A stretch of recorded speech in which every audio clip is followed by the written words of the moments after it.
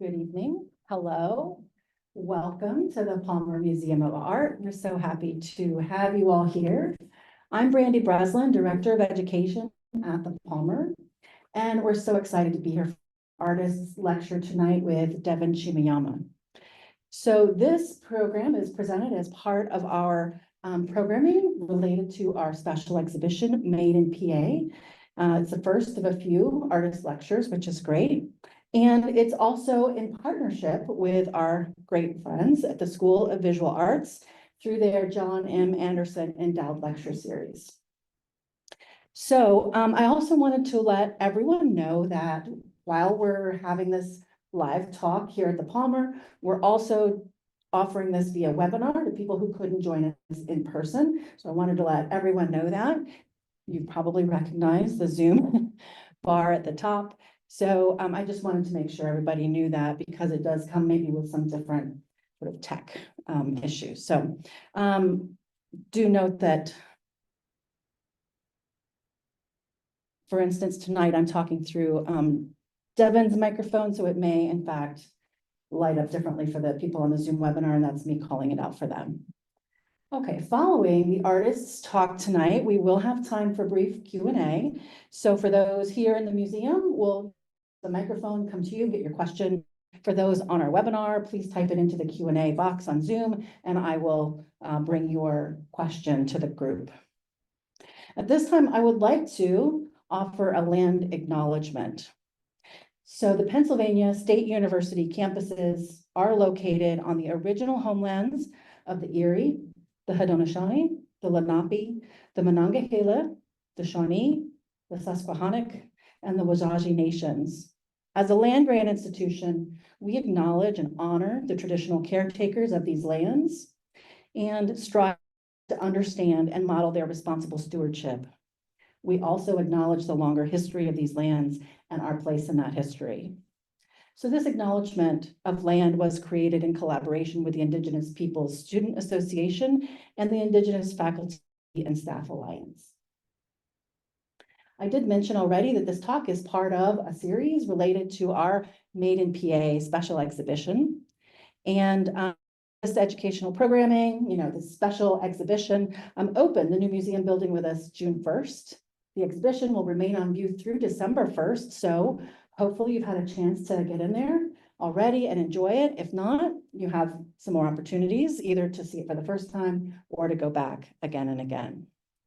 The exhibition is an original exhibition that the Palmer Museum of Art curated by our own director, Erin Coe, and our assistant director, Joyce Robinson. So I do want to acknowledge too at this time that exhibition was made possible through generous sponsorship by Kish Bank, who was the exhibition lead sponsor, and also again to our partners and friends, the School of Visual Arts. At this time, I'd like to turn the microphone over to our great friend of the Palmer, Wagner Mendonça Whitehead, and who is a professor of art and digital arts and media design, and of course, the director of the School of Visual Arts.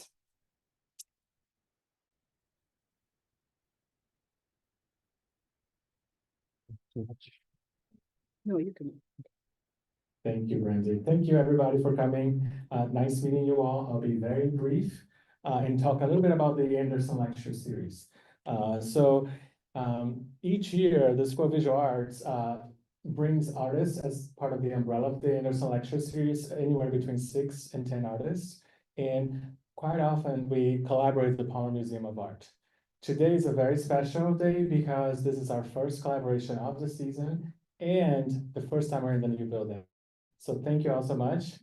And this is a wonderful place. So thank you so much, Palmer, and everybody in the Palmer Museum. I also want to thank faculty and staff at SOVA who help bring forth this lecture series. And especially, I want to introduce you all to Beatrice Atenka in the back. She's our current Anderson professor in the School of Visual Arts, and she's coordinating the series.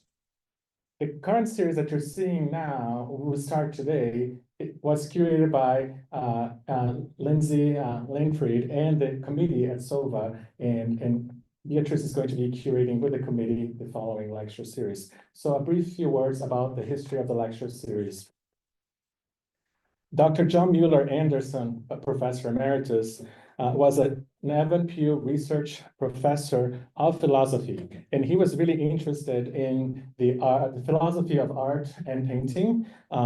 He was also the first director of Penn State's Institute of the Arts and Humanities. And because of his interest and through this extremely generous series, generous donation, we are able to put forth this series. The John M. Anderson Endowment in Visual Arts was established in 2001 with the purpose to support outstanding programming, such as this lecture series and related activities for our students. And our goal is to bring internationally renowned artists to Penn State, University Park, and the surrounding communities. So we hope that you find out more information about the Anderson Lecture Series, and you join us. All our events are free and open to the public. So now I'll call to the podium our esteemed colleague and friend and co-director of the museum, the Palmer Museum of Art.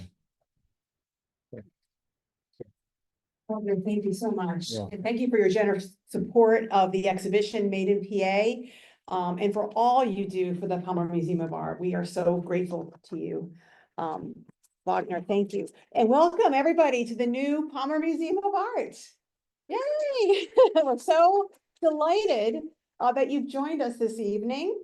And I want to know, Wagner sort of referenced this, that you are part of history tonight. This is the very first public lecture in our new event space. And yay, right? That's great. I can't think of a more relevant artist to serve as our inaugural speaker than Penn State alumnus Devan Shimoyama. I met Devan prior to the pandemic. He was on campus to receive the Penn State Alumni Association Achievement Award.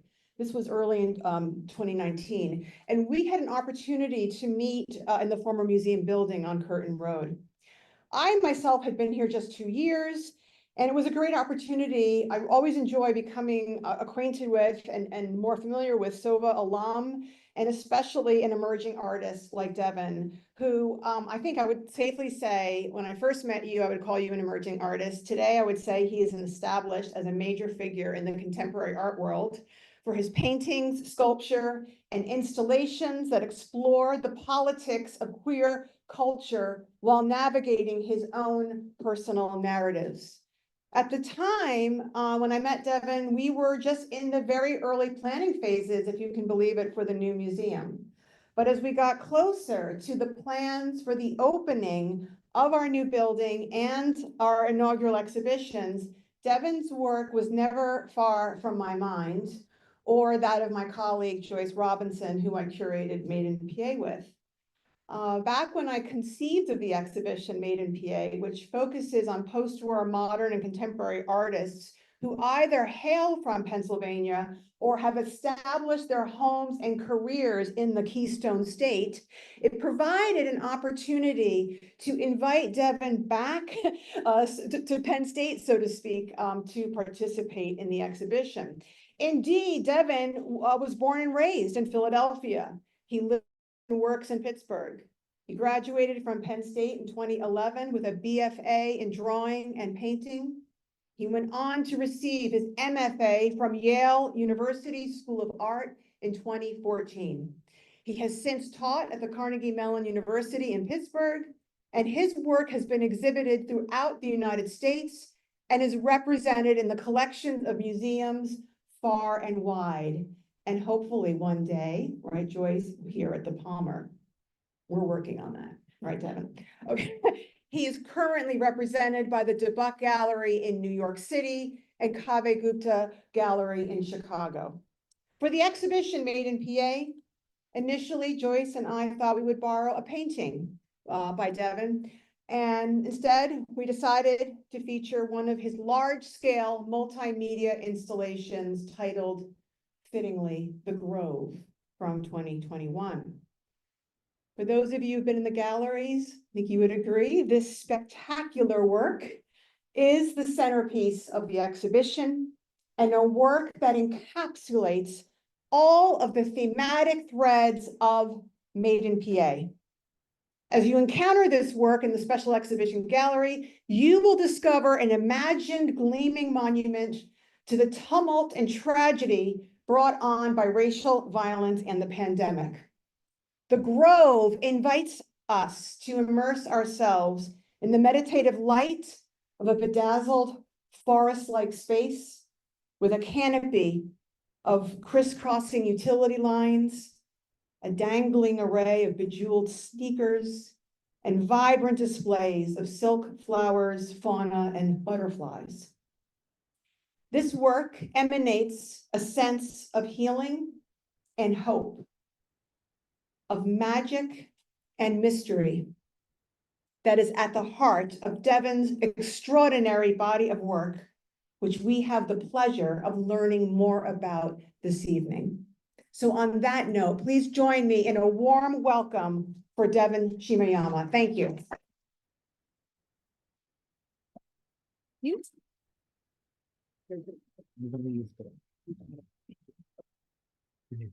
Thank you so much, everyone. And thanks for being here. It's really great to be back here at Penn State and in this brand new building, which I'm like constantly in awe of walking around.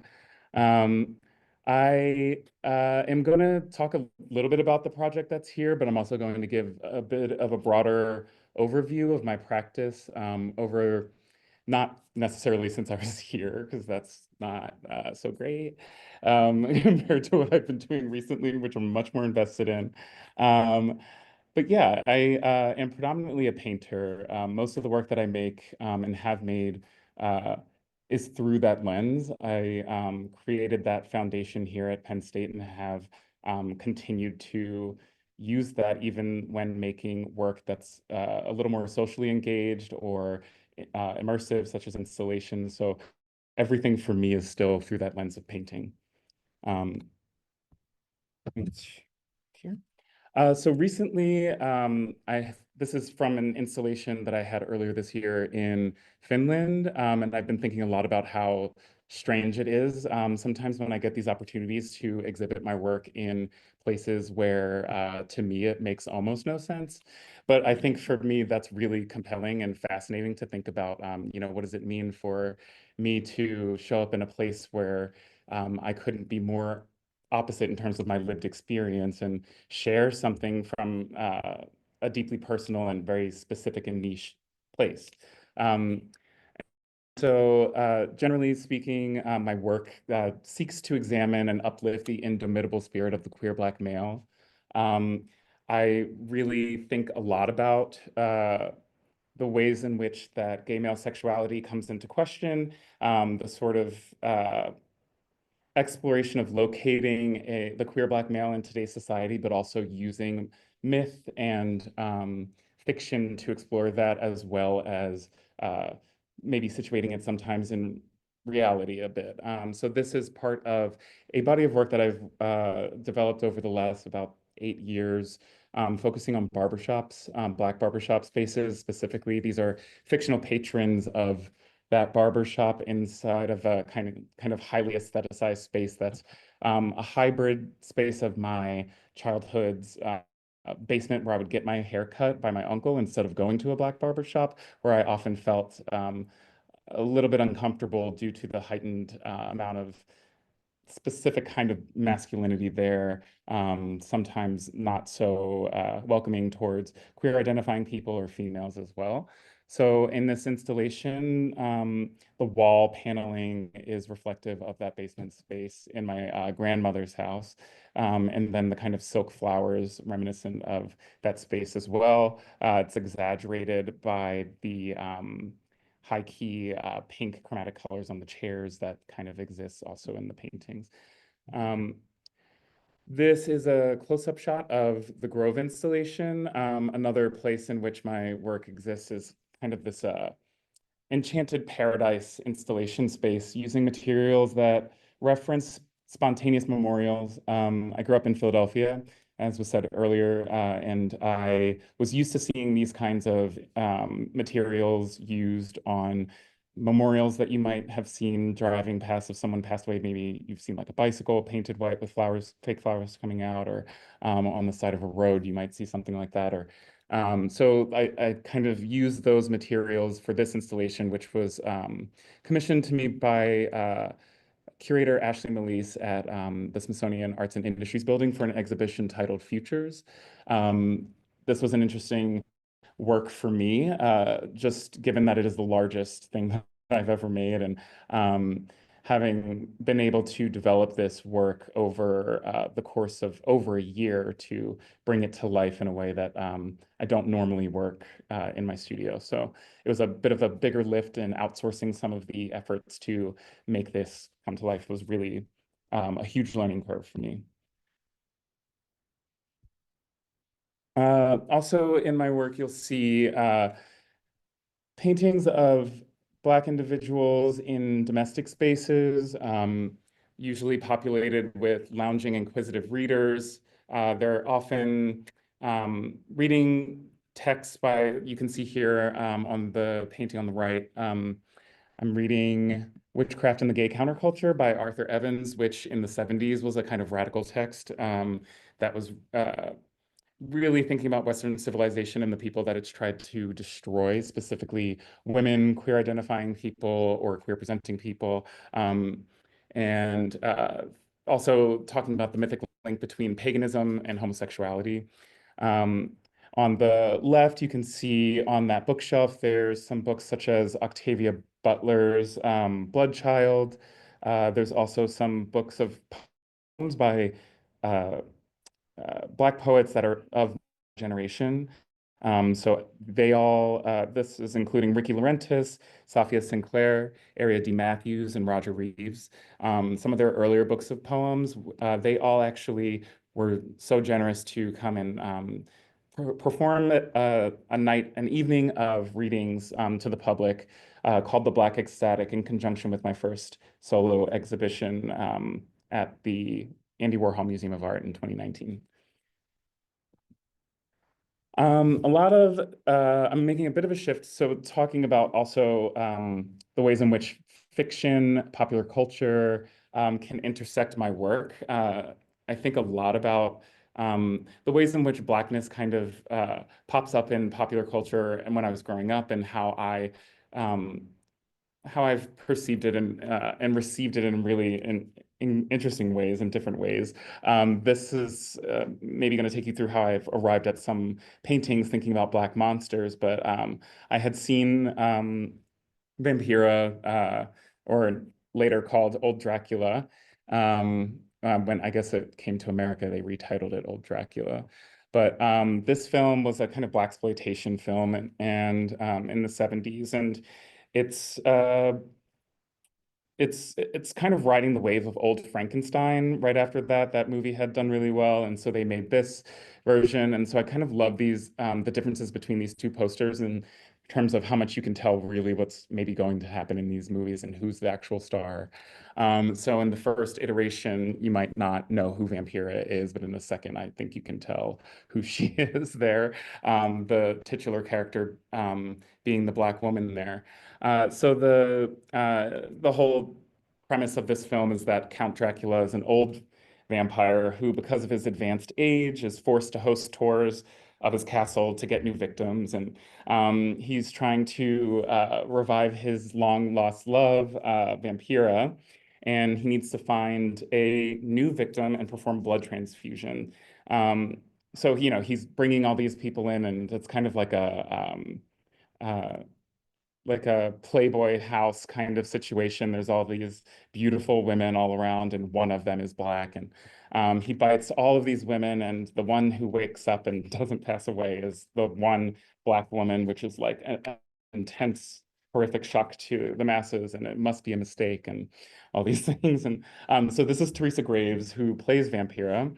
And after she does wake up, you know, he's desperately trying to restore her to Vampira's original skin color, and he'll do anything to do it. And he's transfusing blood of different women into her, but she remains unchanged. Her Blackness is way too strong. And but then her own bite turns him Black in the end, which is this amazing twist of fate that I just think is so empowering. And so I've made this painting dedicated to her. I made this right after making the next thing that I'll chat about. But at the end of the movie, uh, Dracula's finally caught at the airport, and the police officers are running to get him. And he turns around and takes off his glasses, and he has like really poor like black face paint on him, but he's supposed to be convincingly black suddenly, and they don't recognize him, so they let him go. And he and Vampira go off to Rio de Janeiro for Carnival and live happily ever after.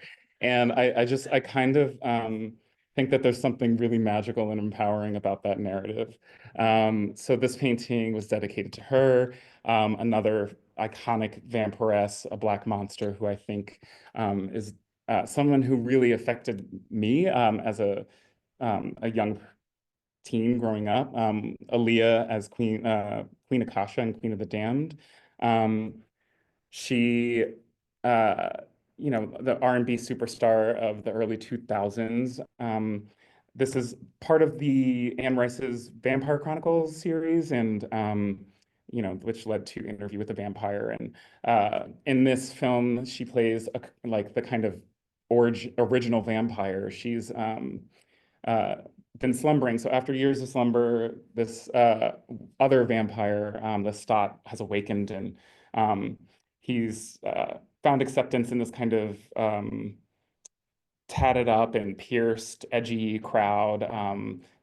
And he's a rock star now, and his music awakens Aaliyah's character, the mother of all vampires, Akasha. And she chaos strikes when the music awakens her, and she won't rest until she makes him her new king.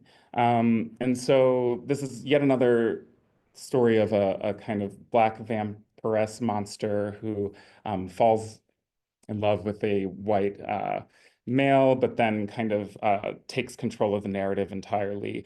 However, in this, there's a really violent scene that showcases all these other vampires kind of tearing at her body, cutting her and ripping at her, trying to tear her down.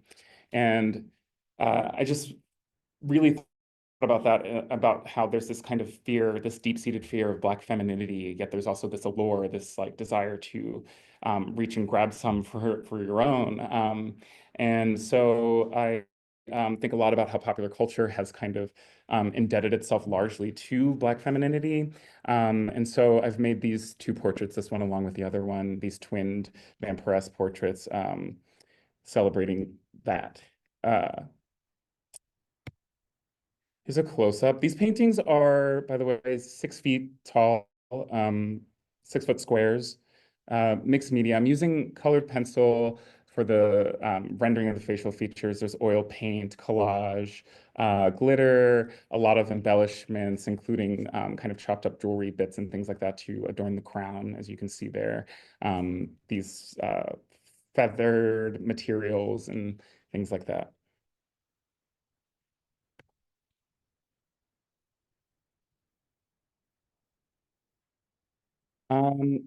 Another project that I had worked on, and something that really isn't, and it's present pretty much in all of my work, is drag. I spent the summer of 2017 or 2018, I'm kind of blurring those two summers together right now, but in Miami, and I followed who's now a really near and dear friend of mine.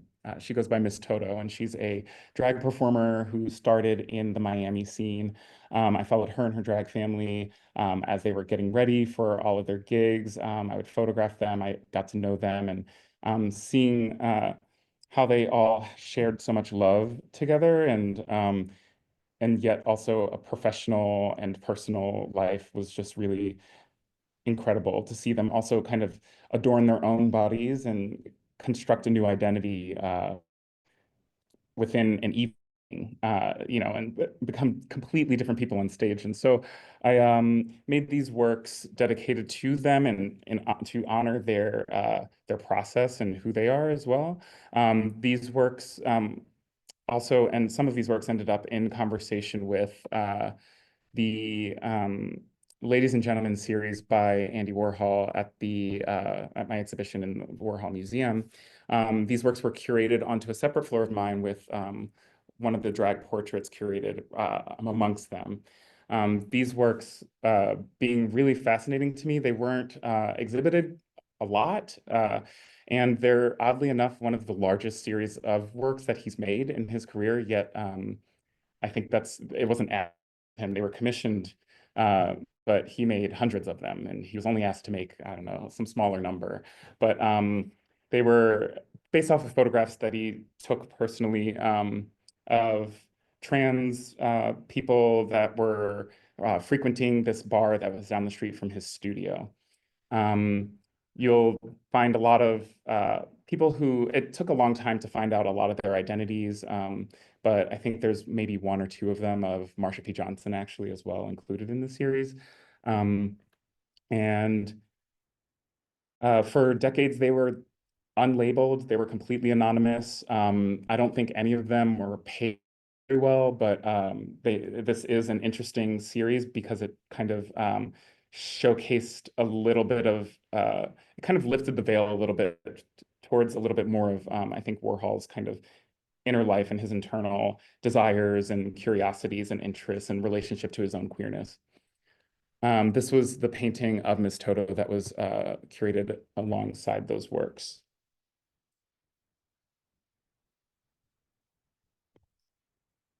This is another one of another one of the drag performers that I had become friends with there, and she goes by Sensitive Black Hottie, which is, I think, a very fitting name for her.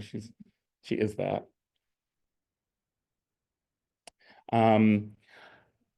This is, again, another, thinking a lot about Black queerness, hyperbole, and kind of a little bit of drag. But I grew up watching a lot of television, a lot of sitcoms, Black sitcoms specifically, and thinking about how Black or popular culture often uses Black gay male-coded language in comedy or music. I think a lot about this, Martin Lawrence, obviously, Arsenio Hall, Eddie Murphy, Michael Jackson, even Prince, Lenny Kravitz, like, you know, sort of they adopt these characteristics for their own benefit.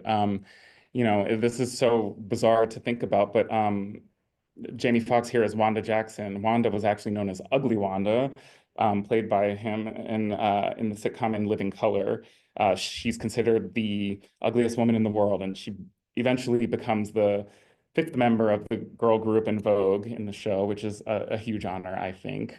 But it's really interesting to think of also Arsenio Hall in this, in all of these roles, but he's literally credited in Coming to America as extremely ugly girl and an unattractive female club goer. And there's something to me that is so unsettling looking back on a lot of these things and thinking about, you know, were they in drag, was this a, you know, this idea of being a quote unquote man in a wig or as being unattractive or not being able to pass or having masculine features in a female presenting or female desiring, trying to construct a female image as being something undesirable or something to ridicule is this point of frustration thinking back upon a lot of these iterations.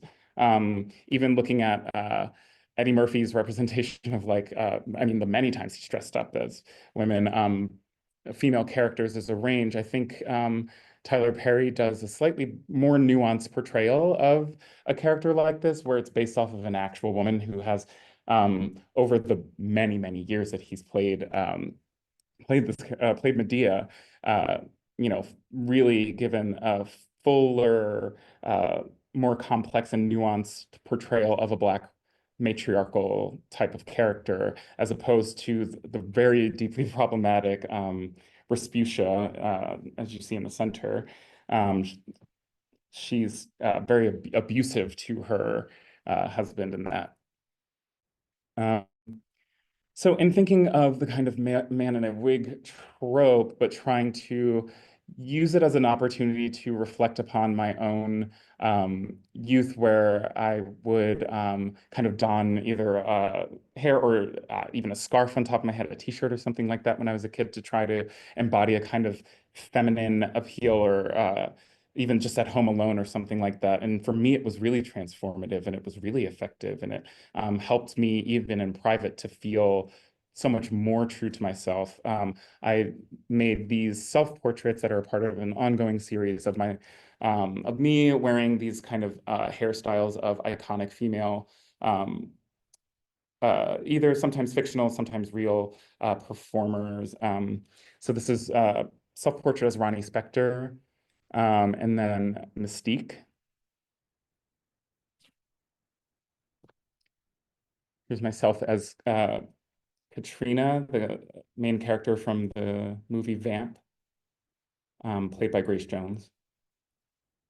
And Patty, she had so many hairstyles, it was very hard to choose one.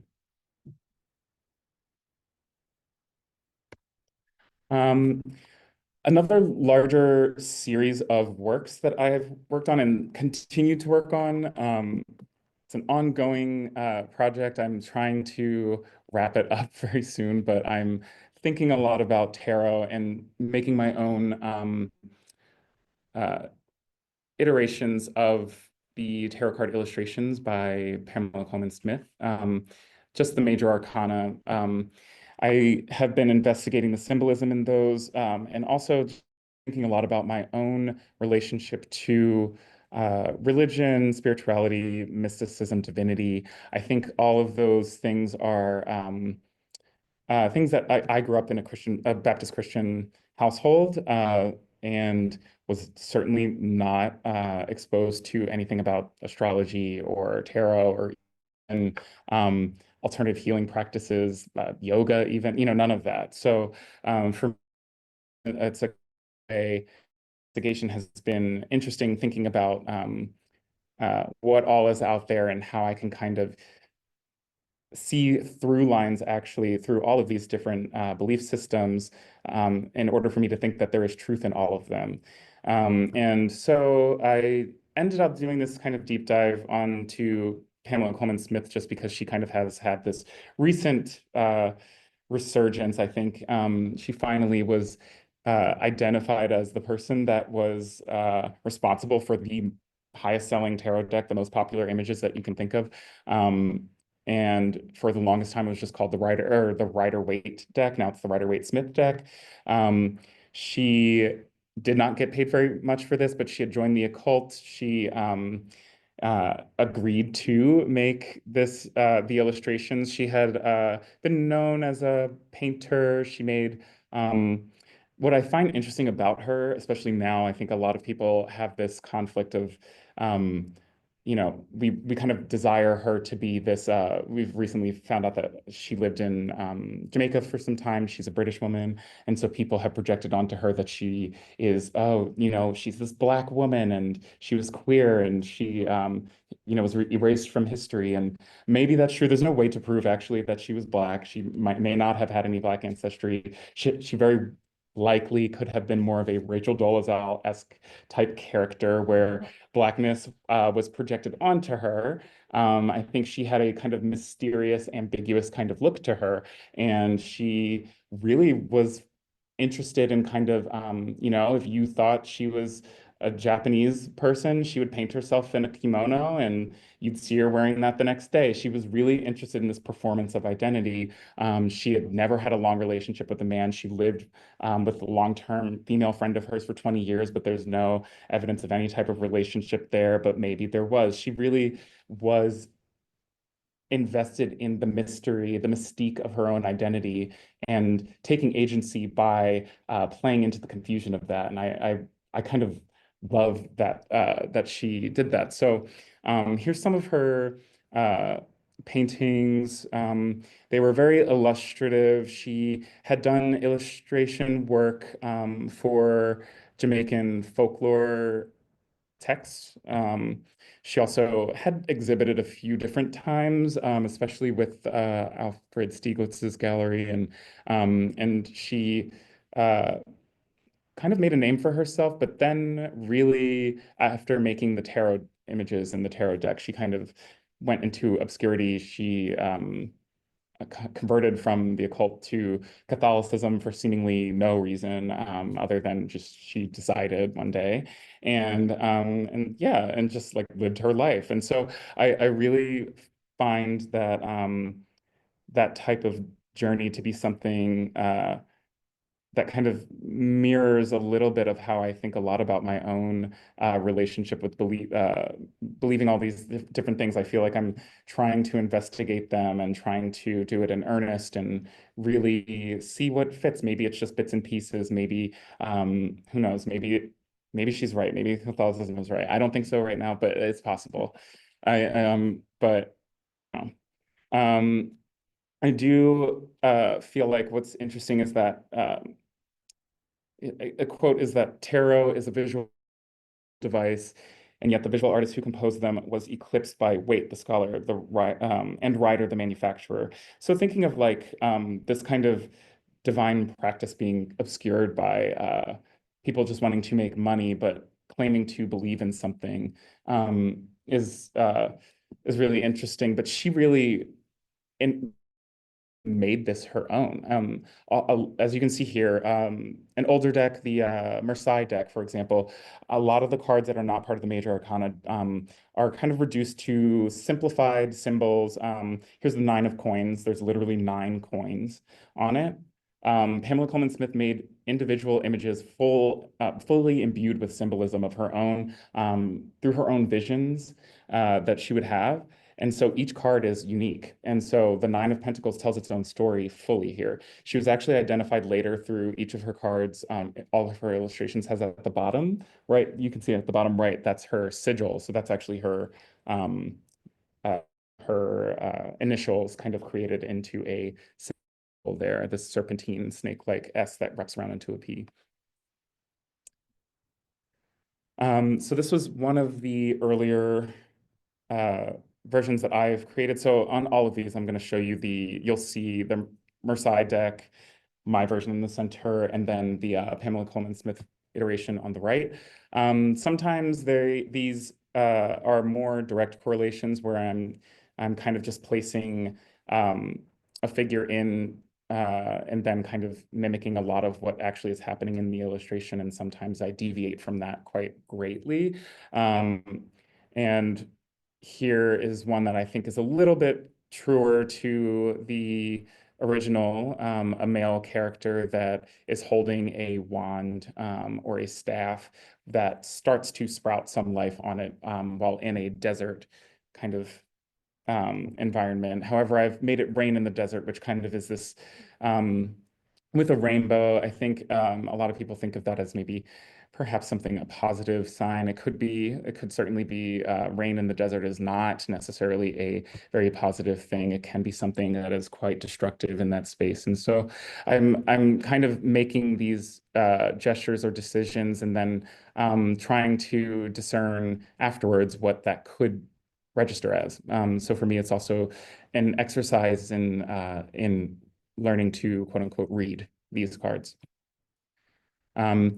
Thinking again about the idea of the narrative that's present, especially in the major arcana, it's called the Fool's Journey. I decided to use myself as that protagonist that goes through this journey. This is the Fool, so this is card number 0.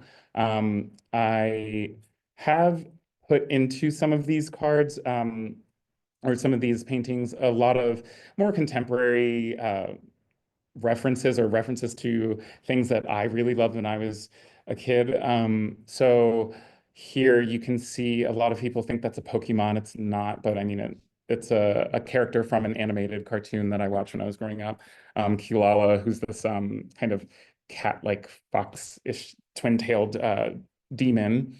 And yeah, what I love about the Fool's Journey is that for me, at least in these cards, you'll see that I kind of go through different moments of learning or engaging with, in this instance, this is the magician, engaging with some of the materials on but outside of here, I'm outside of my the church that I grew up. This is one of the stained glass windows outside of the church, but I'm outside doing a magic show. Those are Dragon Balls and not pentacles, but yeah.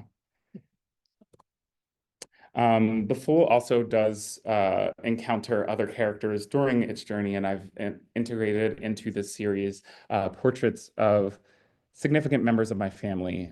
So this is the High Priestess. This is my grandmother. This is my mother as the Empress. And just again, these paintings are 7 feet tall, just to give you an idea of scale. So bigger than what it is on the screen, probably. And similar materials. This is my grandfather as the Hierophant. And as you can see, there's quite a different, a little bit of a deviation from the costumes that are being presented there, but trying to still embody some of the kind of that kind of decadent materiality that's happening. All goes into the shirt and into his beard and into his glasses in a more subtle way. Here are the lovers. I also was thinking a lot about what it means to make one of these works. This is not upside down, but what does it mean for the right side up version for it to be upside down? Also thinking of the lovers as not being Adam and Eve, but rather just being 2 iterations of myself, this idea of self-love. Here's strength, which is a lot different here again.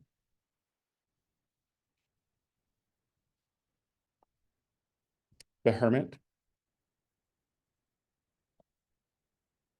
In a lot of my paintings, you'll also see actual articles of clothing that have been deconstructed and embedded into the painting. So there you can see there's a hoodie. It's large. It's a pretty huge hoodie. It's like a 5XL or something. So it's still maybe too big for me, but you can see that it's been deconstructed, placed into the painting. There's also these little pear drop pieces from chandeliers on there to represent the rain, but also teardrops.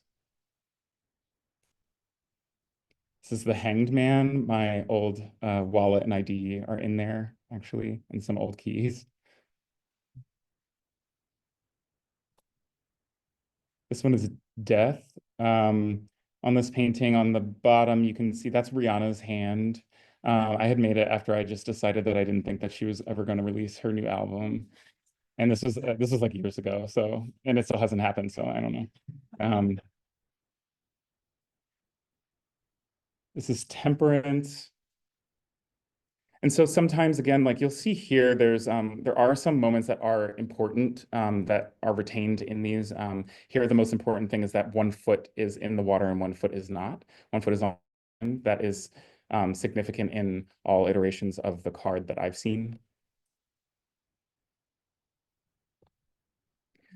This is the Devil.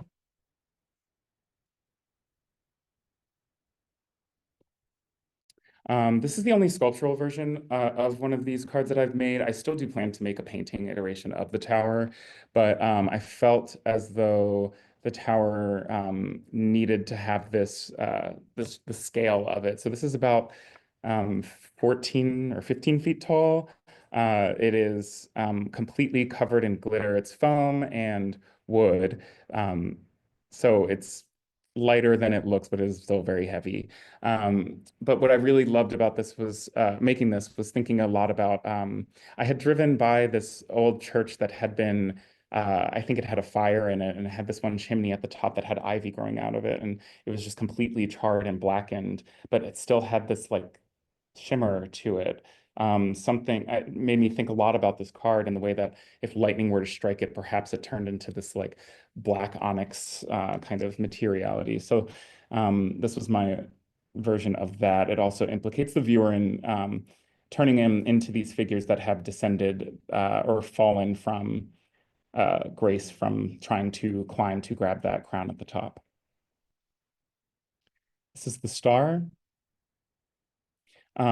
This card really was interesting to me, and also thinking about this this was either the first or the second one that I actually had painted. And I was really fascinated by its relationship to symbolism and how it had this through line to these other systems, both bodily, but also spiritually. The seven stars, the seven colored stars that I have here representing the chakra in our body. And I had made this painting, chakra chart, this kind of echoed figure of a friend of mine as he was going through this process of self-discovery and thinking of his own spirituality and telling me a lot about that journey. And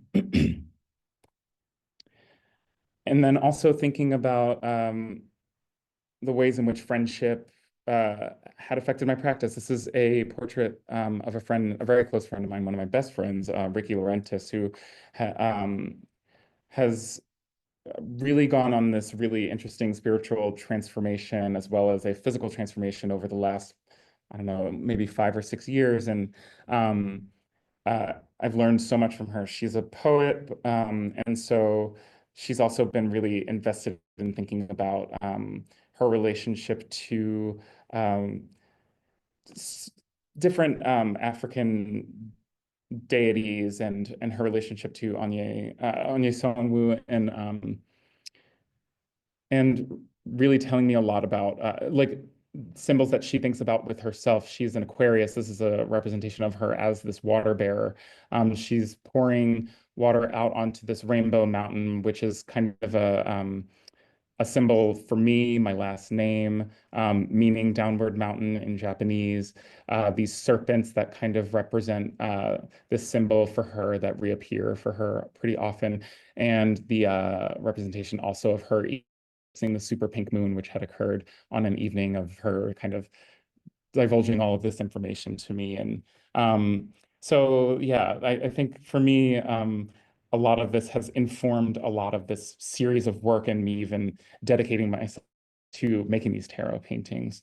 Again, thinking about another through line to that tarot card that I was just discussing is this, the abduction of Ganymede, thinking of the story of the Aquarius constellation and how the Aquarius constellation is a water bearer, that water bearer being Ganymede, and the story of Zeus turning into an eagle and flying down to earth and snatching up the most beautiful boy he had ever seen. And so declaring him the most beautiful and turning him into eventually he becomes a water bearer to the gods as a blessing or a gift, but really I find that to be a kind of punishment because he lost all agency. But he, as the most beautiful boy, became this kind of favorite to Zeus and was a threat to Hera, who was always kind of perpetually in turmoil and angry about all of Zeus's, it's messy drama. But but yeah.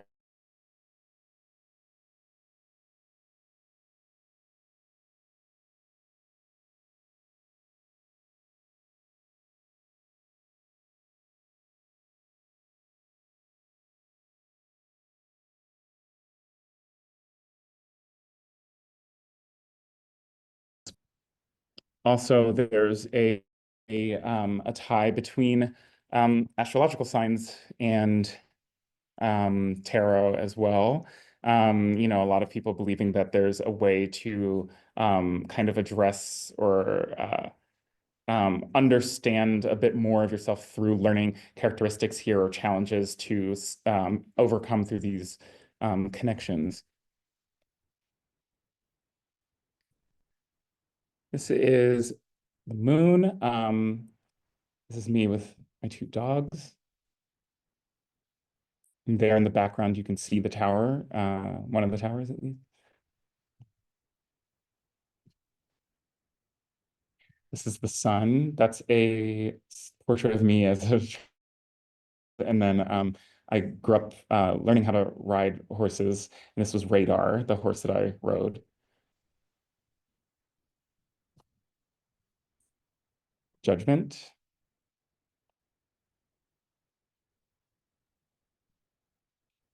And then going back to the work that's here, I just wanted to talk a little.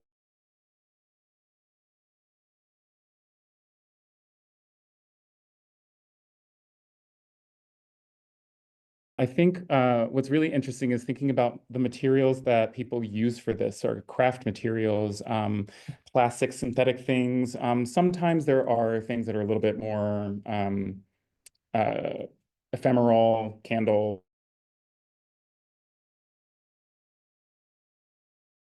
It's something to pay homage to something. And what I love is seeing that kind of as weather and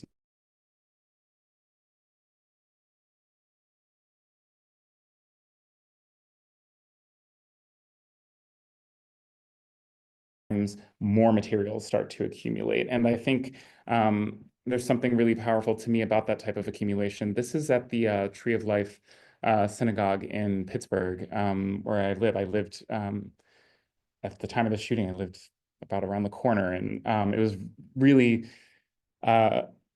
shocking, but also really incredible to see the response. There became this kind of accumulation of flowers, real flowers all over, some synthetic here and there, but paying homage to all of those lives lost. This anti-Semitic terrorist attack caused 11 deaths, 7 injuries. This is the Pulse shooting, the Pulse nightclub, which um, I remember having been to Pulse nightclub the year prior to this, and you know, it's Orlando. It's it's like it's this really it's so chilling to me. It's a place that I've frequented. I've been to Orlando many times. I grew up going to Disney with my family in Florida a lot, and when I was finally old enough to go to a bar, I was like, let's go here. And so, thinking back about in 2016, 49 people killed that night, and 68 people injured. So thinking a lot about the connection between community resilience and healing through spontaneous memorial. It's just really fascinating to see how people can come together, and the materials that they use represent this like joyousness of life. They use a lot of flowers, which I think are indicative of this idea of life and beauty. It's interesting to me when people use real flowers versus synthetic. There's a death that comes with the real flowers. The synthetic flowers have this eternal life. Um, and uh, and yet there always seems to be a little bit of both. I've made a lot of work using these materials. This is a piece that's part of a number of swings that I have made dedicated to Tamir Rice, who was the boy that was shot and killed by a police officer on a swing set. He I think he was holding like a toy gun or something like that, and someone reported that a man, it's sort of this projection of Black identity onto him, of what we assume that is. We age them up, we hyper masculinize them, and add a threat on top of that. This is a photo of Tomiko Shine, who's holding up a poster of Tamir Rice during a protest in Washington in 2014. This is the gazebo that Tamir Rice was. This is now a kind of memorial. Here it's a memorial to Tamir Rice. And this is the gazebo that was from the recreation center where Tamir Rice was shot in Cleveland. Now the Rebuild Foundation, and a nonprofit founded by the artist Theaster Gates, has unveiled the reconstructed gazebo, which was originally set to be torn down. He preserved it and has found a way to kind of retain that in memory of him. I've made quite a few of these swings. They originally were titled For Tamir. I've since then changed the title. I've stopped titling them that way just to kind of remove the name for the respect of the families. I'll still talk about Tamir Rice because this is a very important subject matter, but the titling of the work does not necessarily need to reflect his own name to still have the impact. This is not just about him. I think a lot about what he represents and how, for example, Antoine Rose, the 16-year-old boy in Pittsburgh, who was shot and killed a few years ago by police officers as well. So this, to me, kind of represents an ongoing, unfortunately, ongoing crisis. These materials include similar to what you'll see here in the galleries. So there's a lot of rhinestones, silk flowers, jewelry, things like that, on an actual industrial swing set and chains. Here's an installation version of that on a black mirrored platform with aluminum teardrops that float off of the walls. Some of these works actually started when I went back to Philadelphia visiting, and I had been walking around. This was around maybe 2017. I had noticed that they had changed some of the signage. This was after Trayvon Martin had been shot and killed, and he kind of became this symbol of Black male youth. I remember a lot of the images of him in the news were him as a selfie, and he's wearing a hoodie. He becomes this shroud, almost a silhouette, and the hoodie becomes this kind of threatening shape or form, a Black man in a hoodie. I had noticed that schools in Philadelphia had put these signs out in predominantly Black neighborhoods saying no hoodies in school. So this article of clothing that is so commonplace has become sort of outlawed, both for safety, but also because people feel so threatened by it. Not just, it's for the safety of the person wearing it, but I think a lot of people are threatened by the actual image of it itself. This is David Hammond's piece, like from the 90s. So, you know, this is an ongoing issue. This is not recent or new. It's unfortunately something that continues to persist. I've made these hoodies that are life-size hoodies that are completely embellished on the inside with rhinestones and stitched together on the outside with silk flowers, embroidery, sequins, and a lot of other materials. These are all dedicated to Trayvon Martin. They also have undergone like a kind of name change as well. Usually I'll just name them by, these are titled February, which is his birth and death month. These works have been exhibited in a variety of types of exhibitions, which I find really interesting, and most notably two exhibitions, one being garmenting, and then another one on the hoodie. It's just called The Hoodie, and that show was really fascinating to see this alongside medieval representations of the hood or shrouds and other things like that, and how the meaning of the hoodie has transformed and the function of it throughout history and where it situates itself today. This is one of the larger iterations of this. This is about 15 feet, the wingspan. So a much more exaggerated version of this. They become these more active positioning of the arms, like they're taking flight. This was in my solo gallery exhibition last fall in Madrid at Veta Gallery. Just to give you an idea of scale. This is the largest one that I had done, and this is about 18 feet by, I think, about 8 feet tall. I think this is a good time? Because I think I'm at the end of this. Yeah. All right. Yeah, so I would love to take any questions if you have them, but thank you all so much for being here.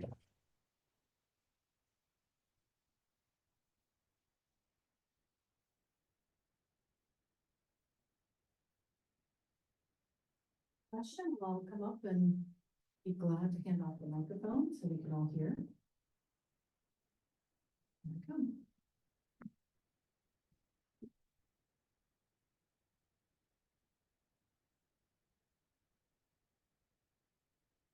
So I followed you on Instagram like for maybe since like 2016, 2017.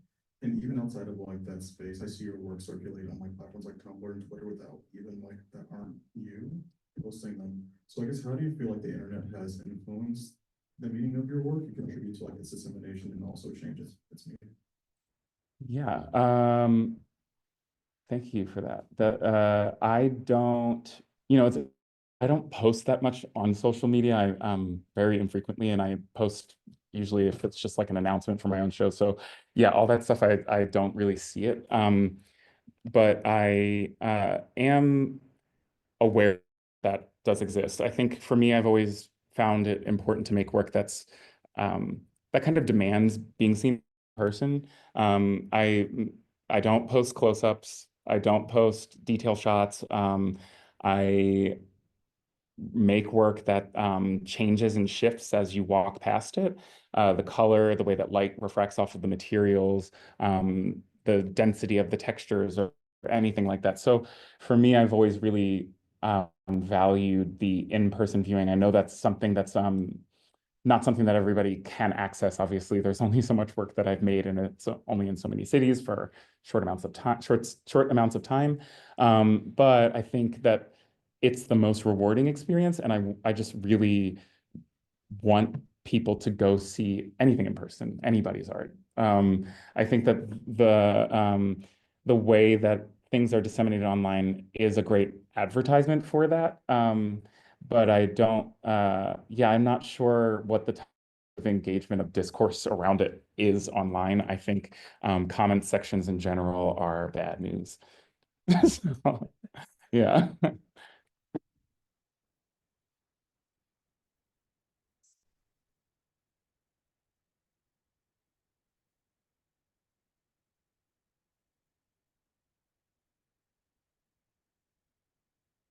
Hey. It might be interesting for people to know that the occultist Aleister Crowley also designed a tarot deck Mhm. with a woman named Lady Harris. I don't remember her first name.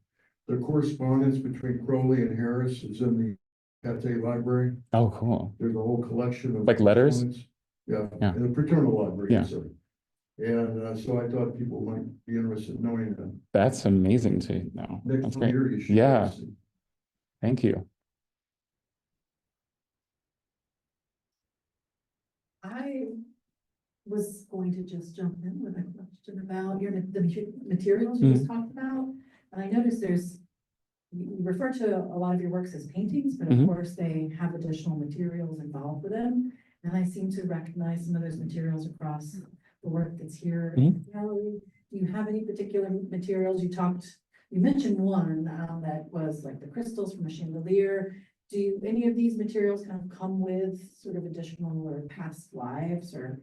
What about some of those choices that you're making? Yeah, when I was in grad school, I started using a lot of like old toys and things like that that I had as a child, and just kind of as my family was like basically making me take all of my old stuff from home. Yeah. And just kind of like chop all that stuff out and integrate it into the work, and it became like these textures and things like that. Then I ran out, and so I eventually started to try to find a way to, well, also the problem with that was that people would start to like give me things that I didn't really want, that they thought that I would want. And that became kind of a weird, I'd be like kind of offended at someone handing me something that I was like, why would I use this?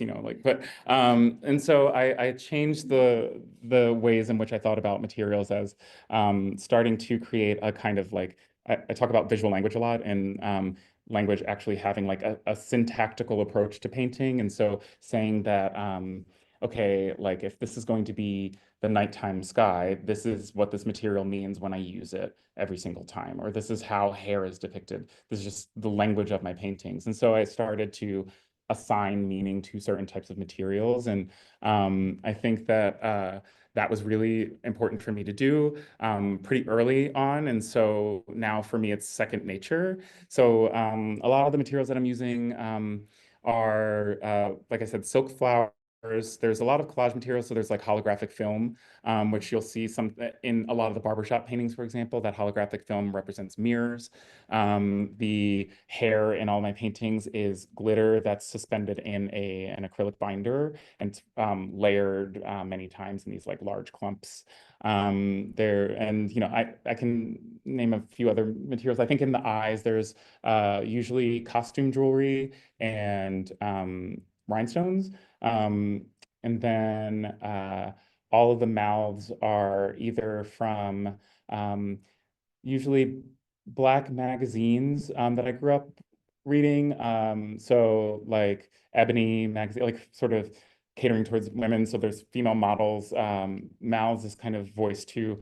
It's a nod towards all of the Black women that raised me. I grew up in a household full of Black women. My mother, my aunt, my grandmother, and then my great grandmother was around for a very long time. And so for me, it's kind of always thinking about myself as being kind of speaking through this like Black female perspective, Black feminine raised child. So those are a lot of the materials, a lot of clothing. Usually the clothing is actually mine. I retire a lot of clothing in my painting because I don't dress for studio. I just like get dressed and I go to studio. So sometimes stuff gets paint on it and I'm like, okay, well, this has to go in it. I won't wear fancy clothes, but I just don't, I'm like, okay, I don't have like a studio smock or anything. So a lot of the clothes in my paintings are just clothes that I'm like, oh, I messed these up. So I'm just gonna cut it and slap it in there. So there are a lot of sneakers in the gallery? Not all those. That project, I actually accumulated all of those. Some of them were donated, which was cool, but some of those shoes are mine. A few pairs. Yeah. So Devin, earlier today, I mentioned to you that I saw one of the hoodies in Bentonville, Arkansas, Mm-hmm. in a bar, in a restaurant. Mhm. It's a very posh restaurant, very Yeah. nice, but it's part of a public art collection. So I'm just curious about that context. I'm curious about the use of beauty in these works, because they're so beautiful. Thank you. And the allure of them, but yet the subject matter is so awful, and so can you speak to that? So Yeah. maybe the decorative comes in there too somewhere, I don't know. I think spontaneous memorials are really beautiful. They obviously undergo a lot more natural weathering, and there's kind of somber quality to a memorial that's been sitting for a while. Obviously, being a fine artist, most of the stuff that I make is I don't know, it's like temperature controlled and humidity. So it's like people want to retain something in the way that it is as best they can for as long as they can. And that to me is always a strange thing that I have like an internal conflict about, this desire to, or even just like selling something like this feels weird sometimes. And I do think that for me, the beauty part of it is just, I really find spontaneous memorials really beautiful, and I find the beauty effective in the ways in which people come together to mourn. I think that community is really beautiful. I think that people want to celebrate life when they are mourning death, and to do that, they use a lot of rich colors. And so I think that's just like a natural element of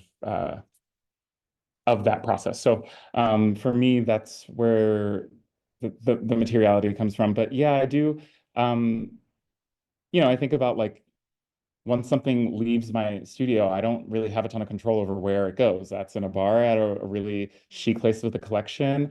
People have, even when I'm standing in my exhibition, there might be a wall text that explains it, and they'll still say, "Oh my God, I want to wear one of these," or like, and I'm like, "Really?" Like, it's like that's strange, and so it's there is something a little discomforting there, but also that's okay. I think that if it draws them to it, maybe they'll read about it.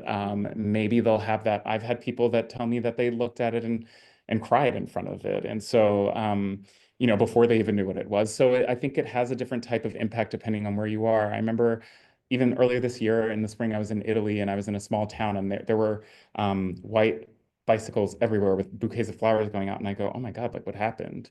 And they're like, oh no, that's just the, the whatever festival that happens, And so there's a different meaning for different things everywhere. And people are going to come to anything that you make with their own baggage, their own understanding of materials, their own personal references or cultural references that they have.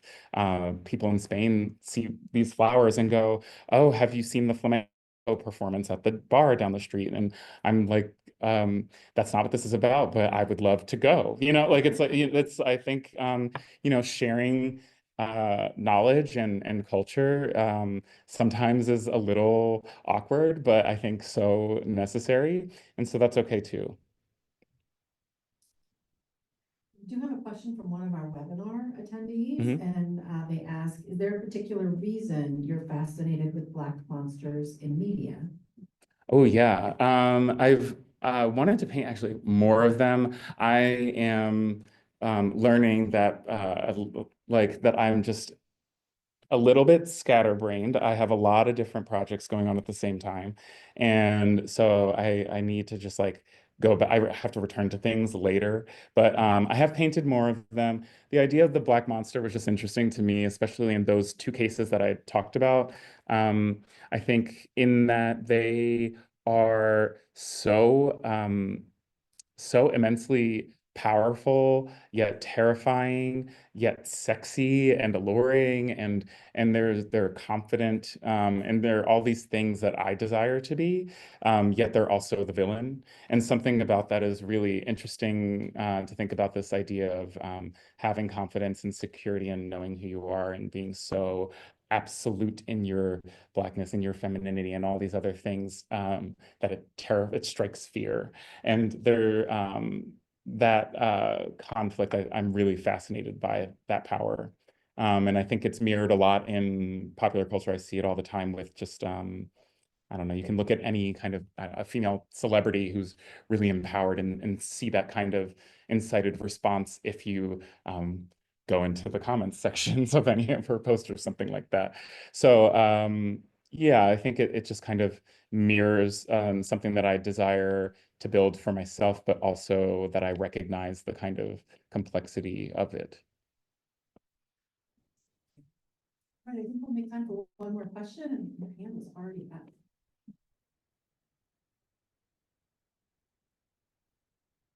Hi, thank you so much. I was wondering about the gradient in your work. I know you talked about the visual language, but can you specifically talk about the use of gradient?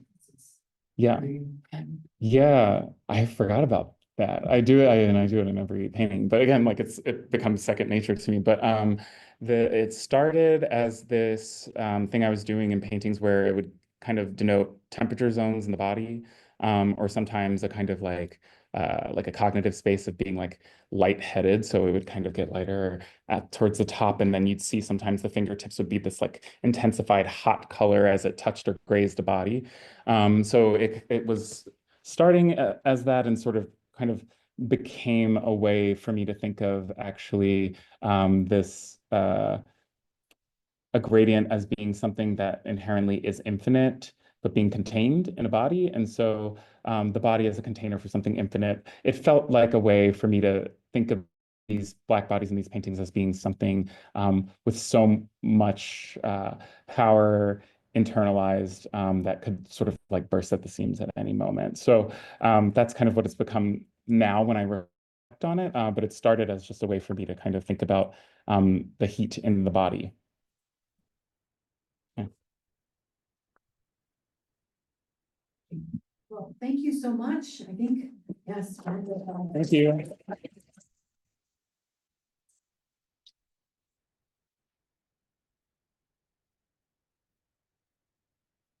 Thank you so much for joining us, everyone. Come back October 3rd, Thursday, October 3rd for Diane Burko. Have a good evening.